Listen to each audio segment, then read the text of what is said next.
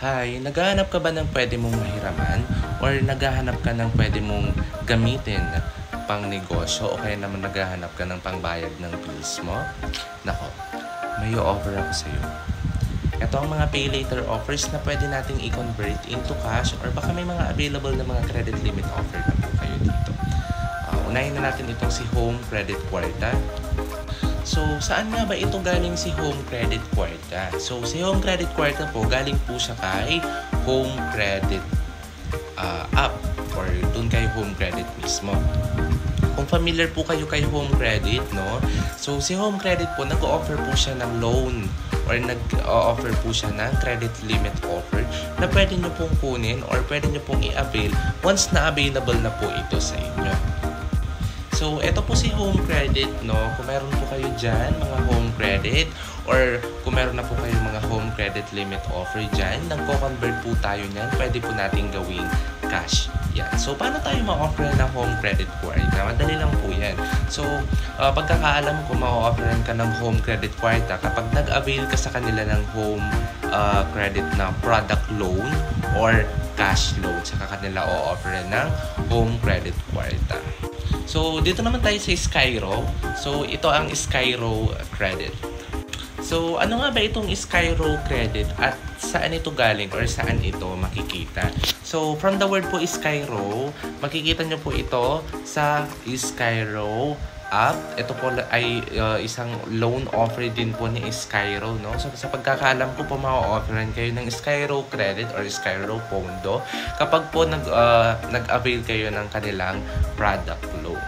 So, kung meron po kayong mga available na mga offer dyan kay Skyro Credit, nagko-convert po tayo niyan into cash or pwede nyo po yan ma-avail or pwede nyo po siyang pakinabangan, pwede nyo po siyang kunin just in case po need po ninyo ng pang-pay ng bills or pang-negosyo, ganyan, pang-gastos o kaya naman pang-pay ng groceries. Ayan. Nagko-convert din tayo ng Reve Credit or yung Reve Credit po ay loan offer din siya ni CIMB Bank. Ito ang tsura ni Reve Credit. Ayan. Kung may mga CIMB po kayo dyan at meron na po kayong offer ng Reve Credit, pwede po natin i-convert yan into cash or pwede din po natin siyang i-avail just in case po need po natin ng pang-negosyo or budget po or pang-gastos. Ayan. Baka meron din po kayo dyan na Atomy or yung Atomy Credit Card, nagko-convert din po tayo ng Atomy. Ayan. So, ito po si Atomy, no? Kung meron kayong mga offer dyan kay Atomy Credit Card, credit limit offer nyo kay Atomy, nagko-convert po tayo na into cash or pwede nyo po siyang i-avail kapag may offer na po kayo. Ayan. Ito po yung itsura ng Atomy Credit Card, no? So, kung meron po kayong mga offer na dyan kahit wala pa po kayong physical card, may physical card man o wala, basta may credit limit offer, nagko-convert po tayo ng Atomy Credit Card. Ayan. Familiar po ba kayo sa GGives? Yung GGives po ay loan offer po siya ni GCash. So, ito po yung GGives. Ayan. Kung may mga GCash po kayo at matagal na po kayong user ng GCash o friend po kayo nila ng GGives offer. Ayan. Kung meron po kayong mga offer kay GGives, yan din po. Pwede nyo po din siyang i-avail or pwede din po ninyong kunin siya. No? Limited time offer lang po siya. No? And mas maganda dito kay GGives po kasi pwede nyo po siyang bayaran up to 24 months installment. Nagko-convert din po tayo ng Salmon Credit or yung Salmon Credit Line po. Kung may mga offer kayo dyan kay Salmon at familiar po kayo sa ganyan, pwede po nating i-convert yan into cash. So, ito po yung Salmon. Alright, pares lang din po yan ng Atomy, no? Yung Salmon, meron din po siyang card, meron din po siyang app. So, doon nyo po monitor kung magkano po yung credit limit offer po. So, yung card po ginagamit natin siya. Kung magbabayad tayo ng groceries, pwede din po kasi siyang gamitin. So, just in case po hindi nyo need mag-groceries at mas need po ninyo ng cash, nagko-convert po tayo ng Salmon Credit. So, yung Salmon po, nag-o-offer po siya ng up to 100,000 credit line. Ayan. Kung meron po kayong mga offer dyan kay Salmon, nagko-convert po tayo yan. Madali lang po yung process, no? Via scan QR lang din po tayo kasi may QR pay naman po yan si Salmon. Ayan. Meron po ba kayong grocery app or familiar po kayo sa grocery? Si grocery po ay nag-offer din siya ng isang loan offer or credit limit offer. Ito po yung tinatawag natin na ilista negosyo from grocery po ito. Ito po siya. Alright, ito po yung ilista, no? So, kung meron po kayong mga offer dyan kay ilista negosyo, nagko-convert po tayo niyan, no? Ayan, check nyo po kung may mga ilista offer na kayo and pwede po natin i-convert din yan into cash. Alright, sa mga GoTime user po dyan, no? Kung may mga GoTime po kayo or matagal po kayong gumagamit ng GoTime, nag-offer din po siya ng credit offer, ng loan offer. So, baka familiar kayo, no? Or baka nag-notif na sa inyo, meron kayong offer kay Moretime. So, eto po si Moretime. Ayan. Eto si Moretime, no? So, yung credit limit offer din po niya ay umaabot up to 100,000 credit limit offer. So, maganda din ito kay Moretime kasi you can pay in up to 12 installments. Ayan. So, bali, yung process natin ng Moretime, bali, scan QR din po siya since available po yung scan QR pay dito kay Moretime. Ayan. Ang ganda nito gamitin ni Moretime kasi mataas yung offer niya and mahaba yung installment option.